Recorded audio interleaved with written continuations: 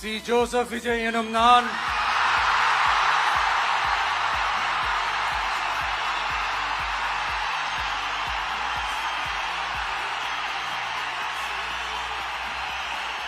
சட்டப்படி அமைக்கப்பெற்ற இந்திய அரசியல் அமைப்பின்பால் உண்மையான நம்பிக்கையும் மாறா பற்றும் கொண்டிருப்பேன் என்றும் இந்திய நாட்டின் ஒப்பில்லாத முழு முதல் ஆட்சியையும் ஒருமையையும் நிலை நிறுத்துவேன் என்றும்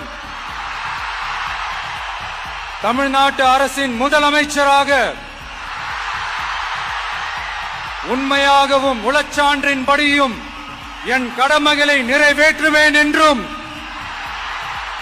அரசியல் அமைப்பிற்கும் சட்டத்திற்கும் இணங்க அச்சமும் ஒருதலை சார்பும் இன்றி விருப்பு வெறுப்பை விலக்கி பலதரப்பட்ட மக்கள் அனைவருக்கும் நேர்மையானதை செய்வேன் என்றும் ஆண்டவன் மீது ஆணையிட்டு உறுதிமொழிகிறேன்.